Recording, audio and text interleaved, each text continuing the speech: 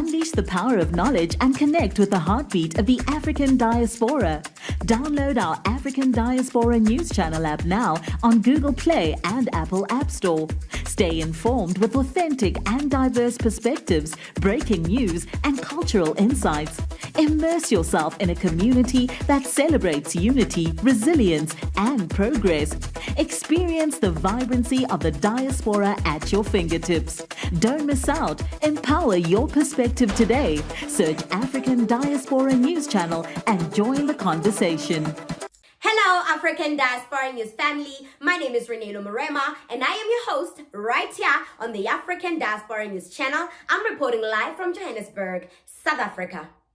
About 1,500 Afrikaans-speaking people, including a handful who had slept on the pavement outside the American Embassy in Pretoria on the 14th of February, gathered on Saturday, the 15th of February, to hand over a memorandum to thank the United States President Donald Trump for his unwavering support. The gathering was convened by Willem Petzer, who appears to be the convener of those present at the rally at the embassy in Pretoria. This comes after Elon Musk began using the self-named Afrikaner commentators platform as proof that South Africa is discriminating against the Afrikaner community and the white population as a whole with the recently signed Expropriation Act. There is no clause in the act that specifically target land owned by white Afrikaners or white people. Petzer handed over the memorandum to the United States Embassy to cheers from the crowd holding placards calling for an end to legalized racism. The placards read as follows: "Stop farm murders and to make South Africa great again." The 26-page memorandum was in 3 parts. The first part, or the first of which, outlined the history of the Expropriation Act. The ANC is still committed to land reform, but the ANC is not a Marxist organization. It's a racial organization which makes only a few rich, Petzer claimed in the memorandum. The second part lists 118 laws which the compilers of the memorandum claim are explicitly written to target white people of this country. Now, speaking to the crowd, Petzer said it was meant to target whites and benefit blacks, but we know it's for a benefit of just a few black majority. He spoke about the BBBEE, the Broad-Based Black Economic Empowerment Law, and how minerals and water rights were allegedly taken away from Afrikaners, landowners, and given back to the state. Petzer told the media later that this would actually horrify the American people who live in a capitalist society. It will horrify them that the Afrikaner people are living in such conditions. The third part spoke about crime, farm murders, and what Petzer said was an incitement to hatred and a call for the murder of Afrikaners. He used the Shoot the Boer song that was sang by Julius Malema as an example. Most experts agree that farm attacks are not politically or racially motivated, but they are crimes of opportunity due to the remoteness of many farms, which makes sense. The memorandum was accompanied by a petition which Petzer claimed was signed by over 138,000 people. He also estimated that 3,000 people attended the event on Saturday, 15th February, but the actual number looked to be half of that at best. Thanking America and especially Donald Trump, Petzer said, and I quote, "With the support of the United States, we can make South Africa great again," to which the crowd erupted with cheer and they roared and they happily giggled. The slogan is an obvious take on Trump's Make America Great Again, the MAGA campaign by Donald Trump. Many in the crowd wore their red Make America Great Again caps in support and salute of Donald Trump. Petsa was supported by another Afrikaans commentator, TV Wessels, who told the crowd that South Africa and America were bloodline nations, as both nations were facing the same challenges. I didn't know that Black Americans are abusing white Americans. But anyway, these, he said, included the rise of woke left. Speaking outside the embassy, Petsa said he was against land redistribution and the country's constitution.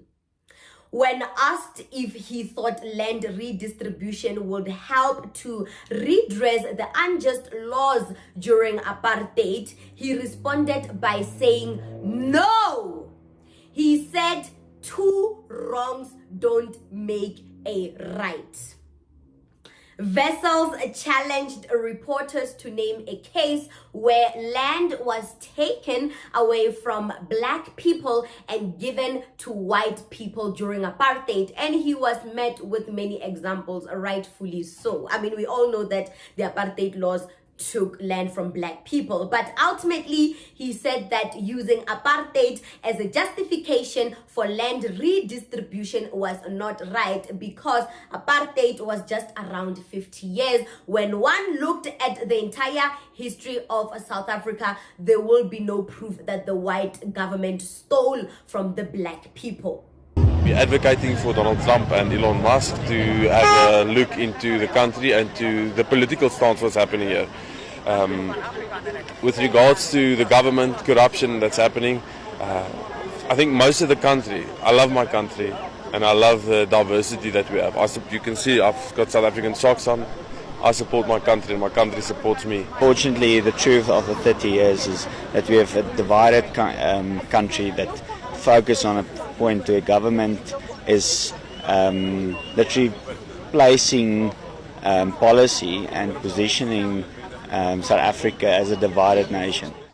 Remember in my previous segment, I spoke about white people feeling like they are being left out of the job market and only Black people are given special preferences over them because of their degrees, but yet the Black people are not as talented like them. Remember, I knew that stupid documentary would bring us nothing but misery from this Afrikaner race. Oh my gosh. I knew that this white genocide racial laws BS was based on the fact that their privileges are slowly shrinking thanks to the Black government that is currently in charge. They are crying because for the first time since the existence of humankind, Blacks and whites can live in a democratic state where they are equals. And the Afrikaner people hate being equal to Black people. If you can look at the people at that rally, it's the Afrikaners known as the Boers, the Dutch descendants, not the British white descendants. Now, remember in South Africa, we have two sets of white people. We have the white people from Britain, and we have the white people from the Netherlands, the Dutch Netherlands, the Netherlands and the old French society that invaded South Africa. The Boers colonized South Africa first and seized land from the inhabitants of South Africa, including the Khoisan people. These are the Boers that I'm talking about that colonized South Africa first. Now, when the Brits came to South Africa, a war erupted between these two white settlers. The British fought the Boer War in South Africa between 1899 and 1902. The war was fought over the British Empire's influence in the Southern Africa. Minor fighting began in the 1890s, but a full-scale war began around October 1899. The British captured most major Boer cities by mid-June 1900. The war had profound consequences for the way that South Africa developed in the 1900s and beyond. I mean, even today. The British established the Autonomous Union of South Africa in 1910. Since the white Brits defeated the Boers, the Afrikaners of AfriForum, life has been shitty for them. The privileges, the land and resources of this country is in the hands of the British white descendants, not the Boers, not the descendant of Boers. They might share the same skin color, but they are different. The Boers never licked the riches of this country. When we black people complain about the country's wealth and resources being in the hands of white minority, we actually mean the British white descendants, not these Boer people, not these Afrikaners, not the AfriForum. The Boers, the Afrikaners, they are broke. It angers them that since they came to this country, they never licked an inch of this country. They never licked an inch of this country's wealth thanks to the Brits. And even after 1994, they were never compensated for what the British stole from them. To make matters worse, the blacks are now rising into power. And this is 1994, by the way. The blacks are rising into power and some black people are flourishing in life. And today they are living affluent lives better than their shitty Boer life. So these Boers are bitter. Not a single British white descendant in sight. Not even a single black person in sight. Why? We were not seen at that rally. Why? Because we've got work to do. We have lives. We have offices with the latest technology waiting for us in the morning. We got work to do. We have stuff to do. Do we look like we have time to sleep outside an embassy of the world's biggest terrorist, a country that funds terrorists? No. They claim that they want to make South Africa great again, but there were no flags of South Africa in sight. Apartheid flags were raised instead. They were singing an Apartheid National Anthem that was sung when they were killing black people and barbecuing their skins. Yes, the Boers used to skin black people alive and barbecue their skins. So which period of South Africa are they referring to? Because according to my own understanding and my own experiences, by the way, South Africa has never been a great nation. Even after 1994, we were plagued with the ANC's corruption. And also prior to that, during the apartheid era, the black people of this country were racially discriminated against and violated of their human rights. So I don't know when they say make South Africa great again, but if you can look at that image of them at the embassy in Pretoria outside the US embassy, there was no South African flag, the new South African flag. There was none of that. No, there were no black people there. There were the other part of the white people, the British white people, they were not there. Because the last time I checked, when they refer to South Africa, they mean all of us. The British white, the Boer whites, and the black people, all of us, the colors and the Indians and Chinese, all of us, we make South Africa. So the fact that we were missing from that little party of theirs, it's very alarming. It seems like they don't consider themselves South Africa because there's no way in hell they mean our South Africa. They want to make our South Africa great again. On what context? On what merit? Because now they are scared of equality. They think that they can just go outside, step outside, tell United States to divide a democratic society under the banner of the Rainbow Nation so that they can get what they want. No, the Boer white are bitter. They lost the South African land to the British whites. They lost the opportunity to govern and carve the way South Africa is shaped today, to carve the political landscape of South Africa today. They lost all their wealth during the Boer-British War back in 1899. They lost all of that. So now they are bitter and they feel like they are owed something. They're not owed something. They're not.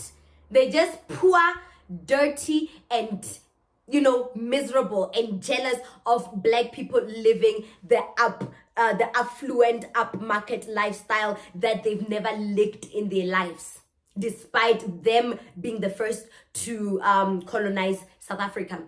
It's just bitterness speaking. They're jealous. And if you can look at their hair, if you can zoom at that picture, If you can zoom at that picture, you can see that there are those dirty, gnarled fingers, poor white people with that live in the below the poverty line, that live in the slums, that live like disadvantaged people. These are the ones that had time to go to the embassy because they have no jobs, they have nothing better to do with their lives, so they slept outside the United States embassy in Pretoria so that they can ask Trump to give them riches and happiness that they think they deserve. Oh please, it'll never happen. You will forever stay in those slums with your greasy hair. What do you think about this segment? Comment to us in the comment section below. Don't forget to like and share the broadcast. Subscribe to our YouTube channel. Hit that notification bell so you don't miss these groundbreaking conversations.